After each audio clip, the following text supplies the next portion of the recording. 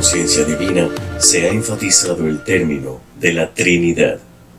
Desde la cultura egipcia, pasando por el Trimurti hindú, la Trikaya budista y la Trinidad cristiana, todo parece apuntar al número 3. ¿Por qué? ¿Hay algún factor psicológico que motive esta tendencia? ¿O es solo una mera coincidencia?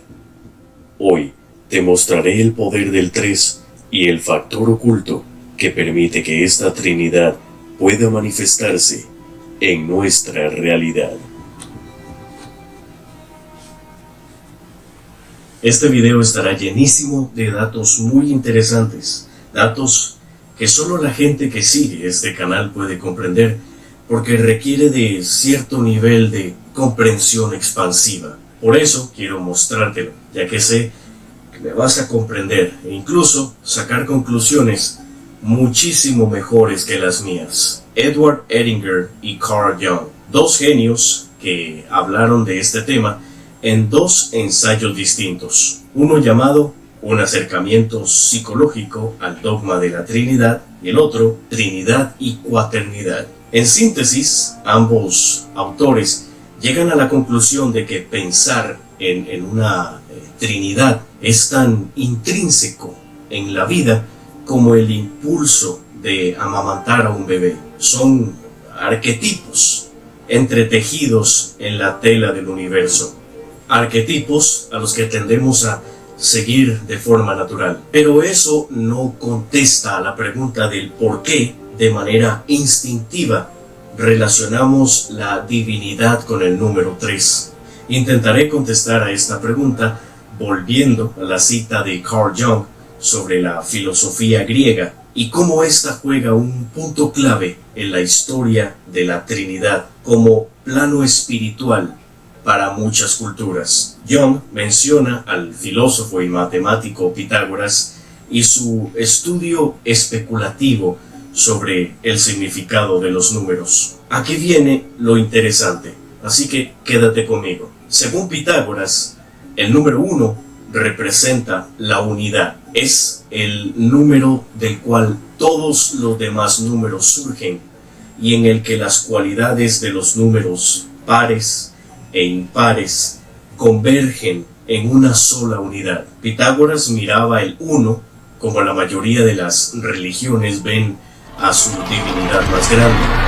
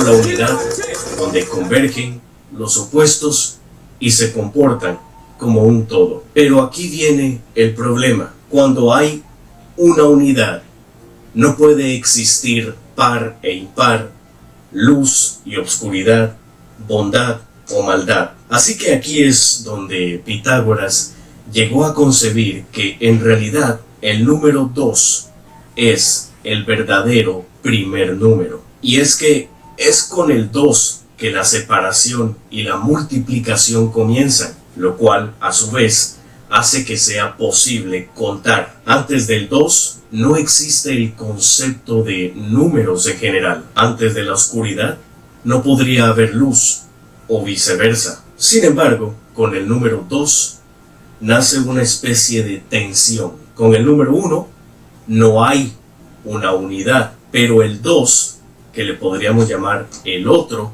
quiere ser su propio ser o tener su propia existencia. Si el 2 existe, el 1 perdería su propio carácter. Y si el 2 llegase a dejar de existir, se pierde la individualidad. Volveríamos, una vez más, a la unidad del 1. Pero la individualidad deja de existir porque no existe otro. Tú eres un individuo y yo otro. Si tú y yo nos unimos en uno solo, ya la individualidad deja de existir. Para arreglar esta tensión, adivina quién tiene que aparecer en el escenario. Exacto, el número 3. El 3 es la fuerza que une el 1 y el 2, resolviendo el conflicto. ¿Cómo ocurre esto? En la Trinidad cristiana tenemos Padre, Hijo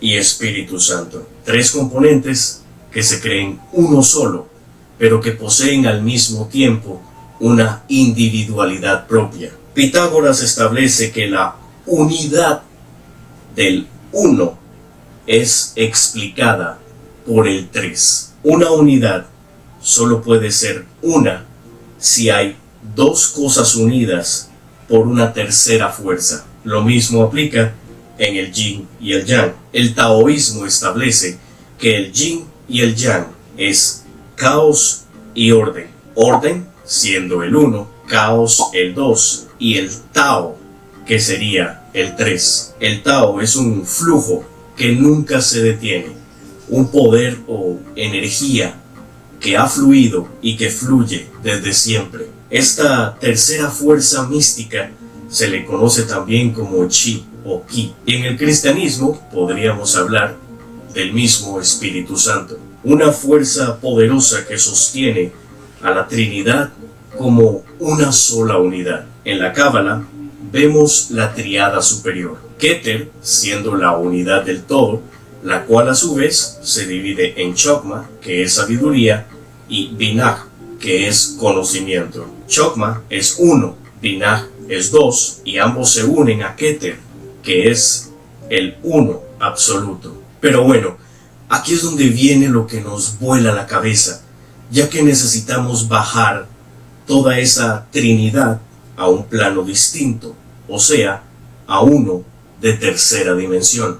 Y es que la idea de la unidad es ilustrada de forma bidimensional. Platón se dio cuenta de que si iba a tratar de darle forma a la idea de una forma física para convertirlo en un sólido tridimensional en lugar de un plano, necesitaría pues más de una media, lo cual es imposible, porque con 2 medias únicamente significa que necesitas 4 puntos y no 2 o 3 para poder convertirlo en tercera dimensión. En otras palabras, tenemos la unidad principal, pero nos hacen falta la altura, la anchura y la profundidad. Aquí Platón, después de rascarse la cabeza varias veces, llegará a una conclusión muy curiosa. Según él, el alma de nuestro planeta fue creada bajo el modelo pitagórico, utilizando una mezcla de lo indivisible, o sea 1, y lo divisible, o sea 2.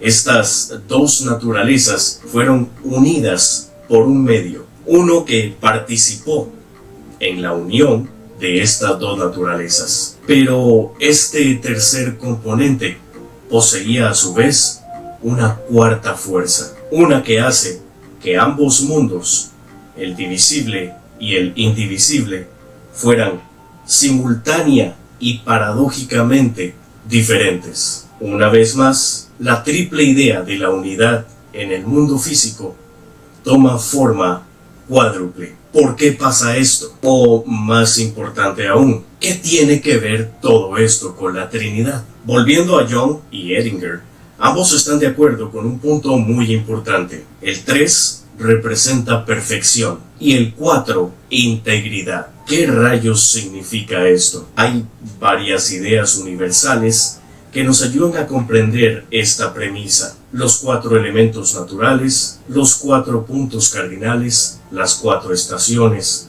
las 4 bases de nuestro ADN, las 4 formas de la conciencia. Y en el mundo de la espiritualidad tenemos las 4 caras de Brahma en el hinduismo, las 4 caras de Dios en la visión de Ezequiel, o las 4 letras que componen el nombre de Dios en el judaísmo. Por otro lado, los monjes tibetanos meditan en mandalas de 4 lados. Ahora, volviendo a Young y Edinger, ellos también mencionan que a veces en la Trinidad se ignora a un cuarto elemento. Esto porque no es compatible con el estado de perfección, aunque su mera existencia los otorgue de integridad. Veamos nuevamente el árbol de la vida en la Cábala para explicarlo mejor. Este árbol se comienza a estudiar desde lo que se conoce como el Ein Sof. Ein Sof significa Dios sin límites, pero su significado es aún más profundo. A lo que quiero llegar es que ese Dios manifestó su luz y las plasmó en las 10 Sefirot. Sefirot significa emanación. De estas 10 emanaciones, 7 se rompieron en fragmentos, derramando así la luz que contenían, formando el universo que conocemos, mientras que la Tríada Suprema se mantuvo intacta. A veces, en algunas representaciones, podemos ver que este árbol incluye una Sefirot extra. La misma está en medio de la Tríada principal y los otros 7 de abajo. Dependiendo de con quién hables de este tema, llegarán a interpretar esta Sefirot llamada Da'at como el abismo que separa la Tríada celestial del universo que experimentamos, o que más bien representa la integridad de todo el árbol de la vida. De una forma u otra, existe un elemento o emanación que da conciliación a la estructura completa del árbol. ¿Qué pasa, por ejemplo, con la cosmovisión egipcia? Hay una cuaternidad entre Osiris, Isis y Neftis, donde Set, al ser incompatible con la tríada original, mata a Osiris. Con las 4 formas de conciencia, el sentimiento es la función inferior, porque el sentimiento es irracional por naturaleza. Por otra parte, el pensamiento es racional y ocupa el tope de la jerarquía. Sin importar si el 1 se asocia con el 2 o el 3, el 4 será siempre el factor que genera el movimiento e integra todo el circuito. Qué curioso que sea el sentimiento, ¿eh? El 4 es el elemento caótico que amenaza el orden perfecto de la Trinidad, el mal que amenaza lo bueno. Y esto lo digo entre muchas comillas. El 4 es el mundo tangible, físico, que amenaza la estabilidad de un reino espiritual. En la idea de Platón, el 4 es el mundo físico que corrompe la idea de la unidad. Volvamos a la Santísima Trinidad del cristianismo para explicar esto un poco mejor. Si Jesús, el Hijo de Dios, es el 2 y el Padre es el 1, ¿por qué Jesús querría separarse fuera de su Padre? No es que Jesús estuviese en contra de él. Y aquí es donde Carl Jung expone una de las ideas más infames de toda su carrera, pero que aún así, para él, tiene cierta validez filosófica. Según Jung, no se hablaba de una Trinidad conformada por Padre, Hijo y Espíritu Santo, sino de Padre, Hijo y Satanás, que les llovió fuerte al buen Carl Jung cuando dijo esto. En la doctrina cristiana existe el término summum bonum, un término para definir la bondad divina y más alta que existe, desde la cual ninguna maldad se origina. Pero esto aún deja la pregunta en el aire de ¿por dónde aparece o cómo nace ese mal? En la misma doctrina cristiana, el mal no tiene una sustancia, es meramente la privación del bien.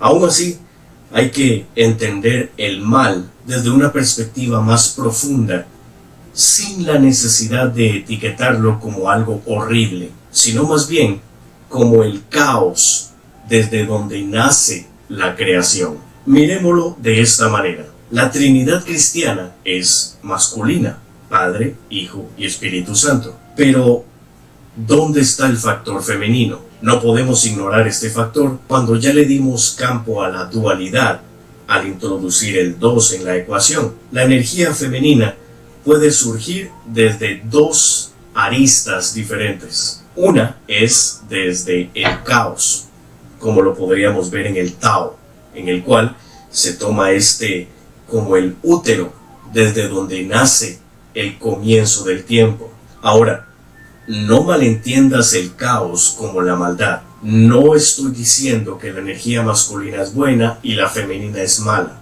No, sé que me entiendes cuando digo esto. Recuerda que de una forma u otra, y desde la perspectiva holística del tema en sí, el orden y el caos son meramente neutrales. Ambos son buenos y malos al mismo tiempo. En 1950, el Papa Pío XII creó la proclamación de la Asunción de la Virgen María. María subió al cielo en cuerpo y alma para situarse en el medio de la Trinidad. Y aquí tenemos esa segunda arista de la energía femenina. Para Carl Jung, esto es un reconocimiento inconsciente de lo que conocemos como el otro, unificando así la energía femenina con la masculina, la materialidad del cuerpo de María con lo inmaterial de la Trinidad. Pero aún queda en ascuas la materia de la maldad,